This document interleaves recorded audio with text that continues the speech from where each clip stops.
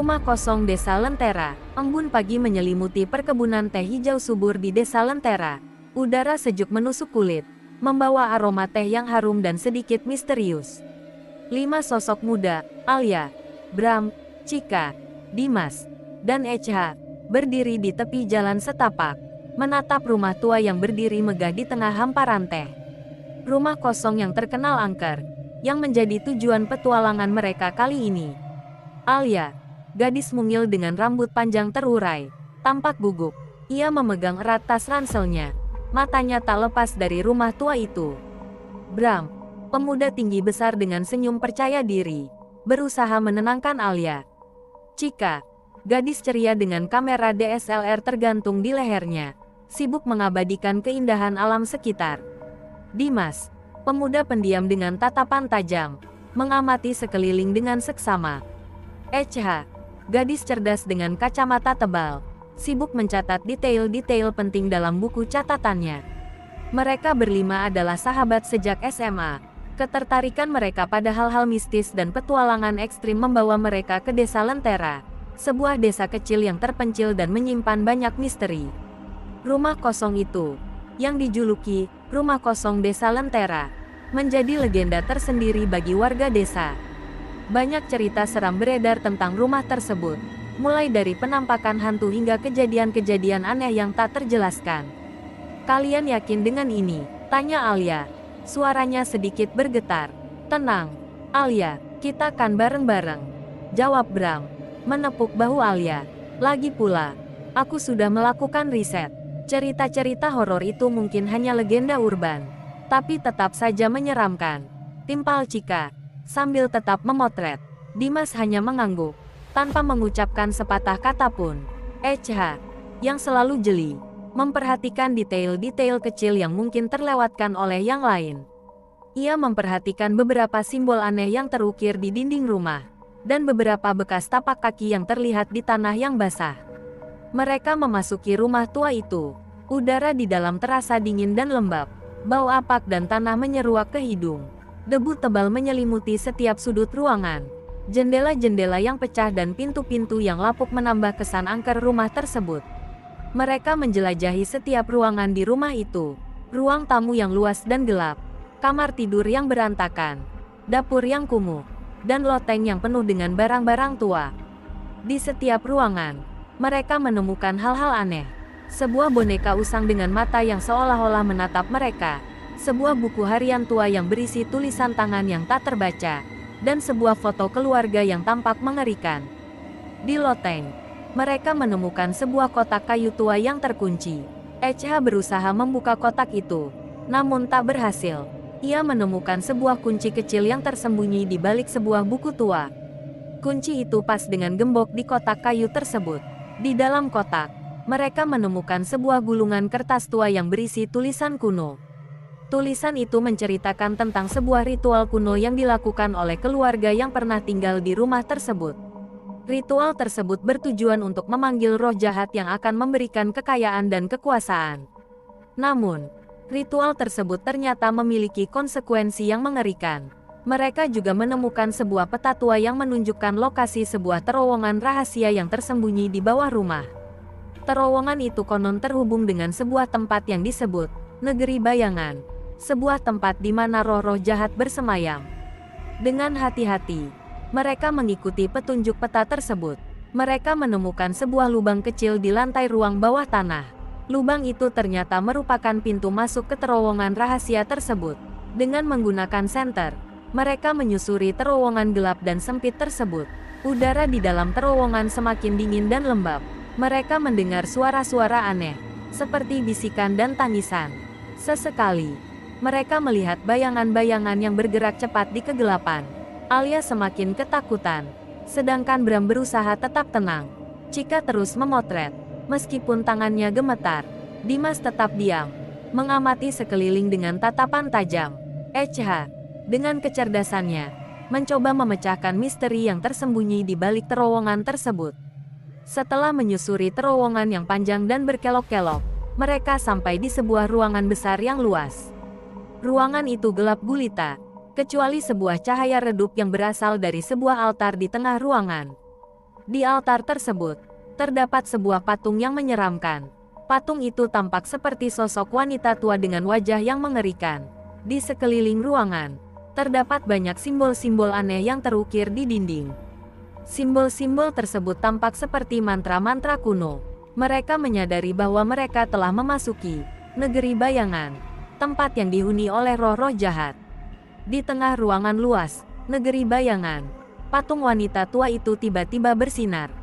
Cahaya redup itu berubah menjadi cahaya terang yang menyilaukan, menimpa kelima sahabat. Mereka merasakan sebuah kekuatan misterius yang mencengkeram mereka, menarik mereka ke dalam sebuah pusaran energi yang tak terlihat. Ketika cahaya mereda, mereka mendapati diri mereka berada di 5 ruangan berbeda. Masing-masing ruangan dirancang khusus untuk menguji jiwa mereka. Ruangan Alia. Ruangan ini dipenuhi cermin-cermin besar yang memantulkan bayangan-bayangan mengerikan. Bayangan-bayangan itu berubah bentuk, menyerupai ketakutan terdalam Alia. Ia harus menghadapi ketakutannya sendiri untuk bisa keluar dari ruangan ini. Ruangan Bram. Ruangan ini dipenuhi jebakan-jebakan mematikan. Bram harus menggunakan kecerdasannya dan keberaniannya untuk melewati jebakan-jebakan tersebut. Setiap langkahnya diuji, menguji batas keberaniannya. Ruangan Chika. Ruangan ini dipenuhi dengan ilusi-ilusi yang membingungkan. Chika harus membedakan mana yang nyata dan mana yang ilusi untuk bisa keluar dari ruangan tersebut. Kepercayaan dirinya diuji dalam labirin ilusi ini. Ruangan Dimas. Ruangan ini dipenuhi dengan teka-teki dan misteri. Dimas harus menggunakan kecerdasannya untuk memecahkan teka-teki tersebut. Kemampuannya untuk berpikir kritis diuji dalam ruangan yang penuh dengan simbol-simbol kuno. Ruangan ECH. Ruangan ini kosong. Hanya terdapat sebuah meja dan sebuah buku tua. Buku itu berisi catatan-catatan tentang ritual kuno yang mereka temukan sebelumnya. ECH harus memahami catatan tersebut untuk menemukan jalan keluar dan menyelamatkan teman-temannya. Masing-masing dari mereka menghadapi ujian yang berbeda, sesuai dengan kepribadian dan kelemahan mereka.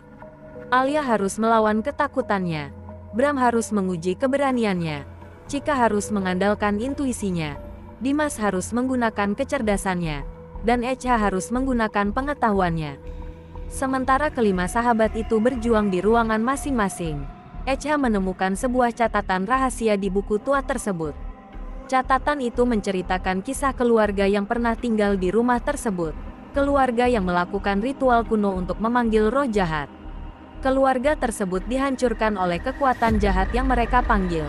Catatan itu juga mengungkapkan bahwa roh jahat tersebut bukanlah satu entitas, melainkan 5 roh jahat yang terikat satu sama lain. 5 roh itu mewakili 5 dosa manusia: takut Alia kesombongan, Bram kebohongan, Chika ketamakan, Dimas dan keangkuhan ECH. ECH menyadari bahwa ujian yang mereka hadapi bukanlah kebetulan. Ujian tersebut dirancang untuk menguji jiwa mereka, untuk melihat apakah mereka layak untuk menghadapi kekuatan jahat tersebut. Jika mereka gagal, mereka akan menjadi korban dari roh-roh jahat tersebut. Setelah melewati ujian masing-masing, mereka kembali ke ruangan utama, negeri bayangan. Mereka menyadari bahwa mereka telah berubah. Mereka telah belajar dari kesalahan mereka. Mereka telah menghadapi kelemahan mereka. Mereka telah menjadi lebih kuat dan lebih bijaksana. Mereka menghadapi patung wanita tua tersebut. Patung itu berubah menjadi sosok yang mengerikan, dengan mata yang menyala dan tangan yang terulur.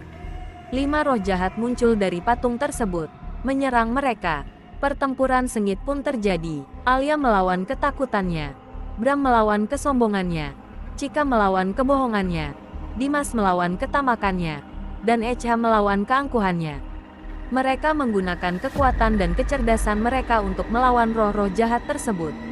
Pertempuran melawan 5 roh jahat itu sangatlah sengit. Setiap roh mewakili kelemahan masing-masing sahabat, menyerang dengan cara yang paling efektif. Alia, yang semula dilanda ketakutan, menemukan kekuatan batin untuk melawan bayangan-bayangan yang menghantuinya. Ia menyadari bahwa ketakutan bukanlah kelemahan, melainkan sebuah peringatan untuk berhati-hati. Bram, yang semula sombong dan percaya diri, terpaksa merendahkan diri. Ia menyadari bahwa kesombongan dapat membutakan seseorang terhadap bahaya. Ia harus belajar untuk menghormati kekuatan yang lebih besar darinya. Chika, yang semula gemar berbohong, menemukan kekuatan kejujuran. Ia menyadari bahwa kebohongan hanya akan membawa penderitaan. Ia harus belajar untuk berkata jujur, meskipun itu sulit. Dimas, yang semula tamak dan serakah, menemukan kekuatan kepuasan. Ia menyadari bahwa kekayaan materi tidak akan pernah cukup. Ia harus belajar untuk menghargai apa yang telah dimilikinya. HH, yang semula angkuh dan merasa paling pintar, menemukan kekuatan kerendahan hati. Ia menyadari bahwa tidak ada seorang pun yang sempurna. Ia harus belajar untuk menghargai pendapat orang lain dan bekerja sama.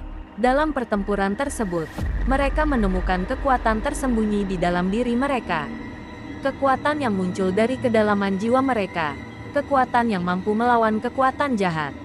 Mereka menyadari bahwa kekuatan sejati bukanlah kekuatan fisik, melainkan kekuatan mental dan spiritual. Saat pertempuran mencapai puncaknya, Bram terluka parah oleh serangan roh kesombongan. Ia melindungi Alia dari serangan tersebut, mengorbankan dirinya sendiri. Kehilangan Bram membuat mereka berduka, namun juga menyatukan mereka dalam kesedihan. Kehilangan Bram menjadi titik balik dalam pertempuran tersebut. Mereka menyadari bahwa mereka harus bekerja sama untuk mengalahkan roh-roh jahat. Mereka saling mendukung dan membantu, menggunakan kekuatan gabungan mereka untuk melawan musuh. HH, yang telah mempelajari simbol-simbol kuno di buku tua tersebut, menemukan cara untuk mengalahkan roh-roh jahat.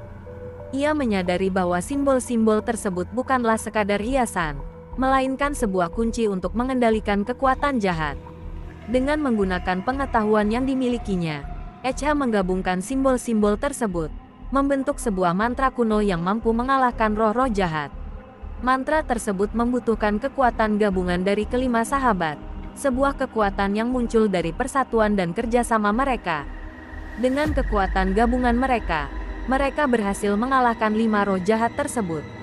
Roh-roh itu lenyap, meninggalkan ruangan tersebut dalam keheningan. Mereka telah berhasil mengalahkan kekuatan jahat yang telah menghantui rumah kosong tersebut selama bertahun-tahun.